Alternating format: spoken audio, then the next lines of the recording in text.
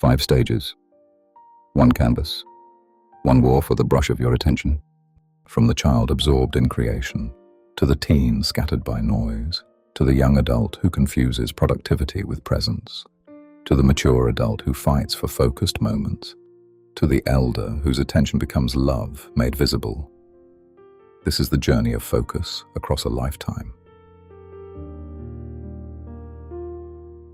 Your mind is not empty space. It is contested territory. Every notification, worry, ambition, and fear wants a stroke on the canvas. Tonight, we ask who is really painting your life, and what changes when you choose one thing and give it everything.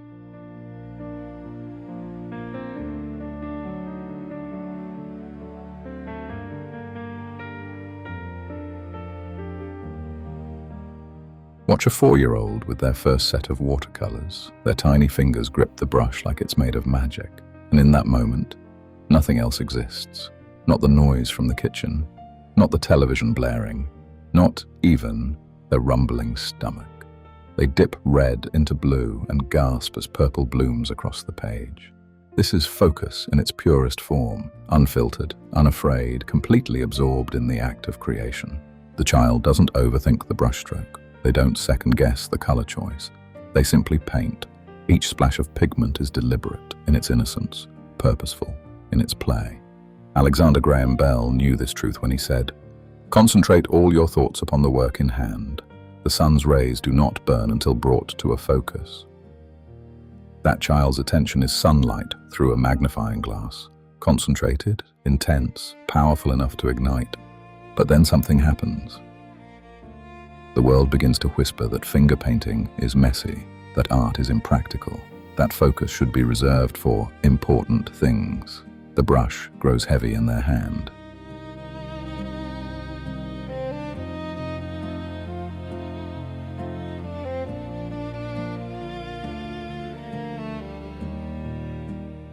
Now picture that same soul at 16, standing before a canvas in art class. But this time, the white space isn't inviting. It's accusatory. Their mind fractures like shattered glass. Social media notifications ping in their pocket. Homework, deadlines loom like storm clouds.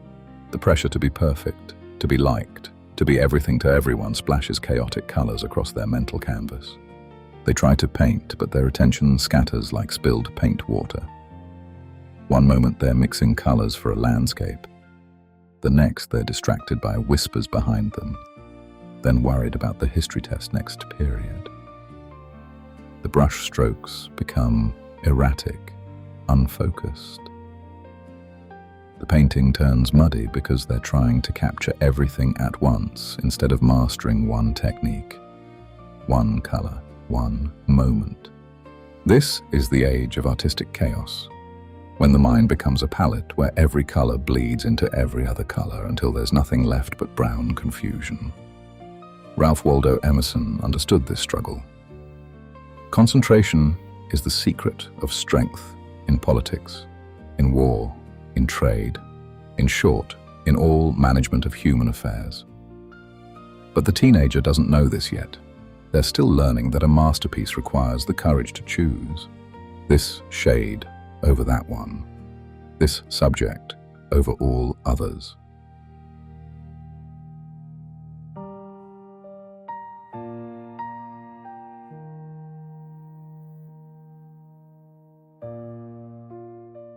At 25, they've learned to prepare their palette methodically. They understand that Lee Iacocca was right. The ability to concentrate and to use time well is everything. So they schedule their painting sessions like business meetings. They research techniques, study the masters, organize their brushes by size and purpose. But now the canvas represents something else entirely. Success, achievement, the pressure to produce something marketable. They paint with one eye on the work and another on the clock. Every brushstroke is calculated for maximum efficiency. They've turned art into assembly line production, focus into a grinding discipline that feels more like endurance than enlightenment. The young adult has mastered the mechanics of concentration but lost its soul. They can sit for hours, brush in hand, producing technically proficient work that somehow feels empty.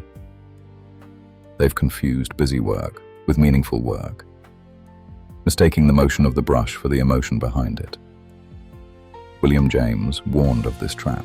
The greatest weapon against stress is our ability to choose one thought over another. But they're choosing productivity over presence, quantity over quality. Their paintings become increasingly complex, layered with unnecessary detail. As if more brushstrokes equal more value. They haven't yet learned that the master painter knows not just when to add, but when to stop.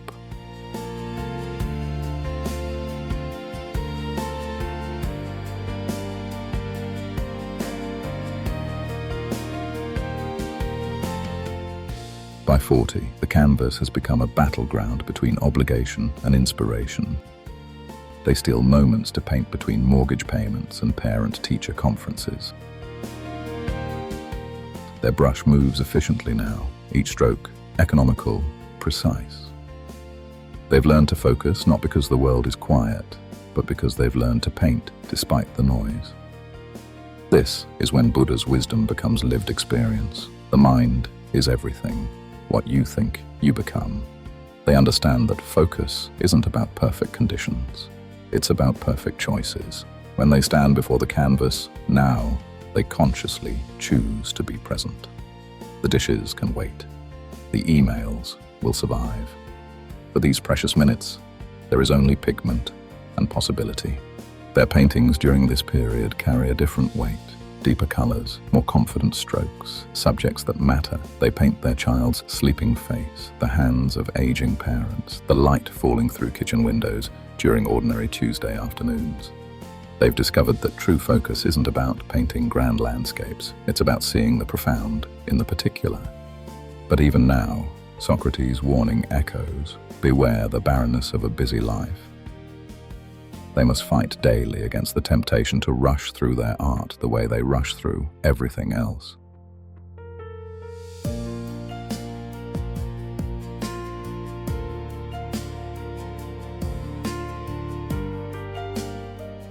At 70, something magical happens. They approach the canvas with the same wonder as that 4-year-old, but now their eyes carry decades of seeing. Their hands may shake slightly, but their focus is diamond sharp. They've finally learned what Epictetus meant. Don't seek for everything to happen as you wish it would, but rather wish that everything happens as it actually will. Then your life will flow well. The elder painter doesn't fight the canvas, they collaborate with it. They've learned that the most powerful focus isn't forced concentration, but natural absorption. When they paint now, time dissolves. Hours pass like minutes. The boundary between painter and painting disappears until there's only the ancient dance of vision and creation.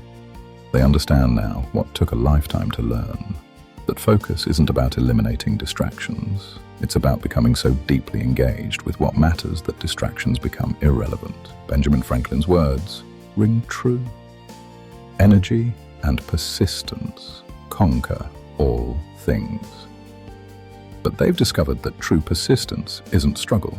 It's love, made visible in 1,000 small attentions. Their final paintings are often their simplest. A single flower, light on water, the curve of a loved one's smile. Each brushstroke contains the weight of all previous strokes, all previous lessons, all previous moments of hard-won attention. The master painter knows that focus isn't a technique, it's a way of being in love with the world. Here by our fire tonight, understand this. Your life is a canvas, and your attention is the brush. Every moment you choose focus over fragmentation, you add another stroke to your masterpiece.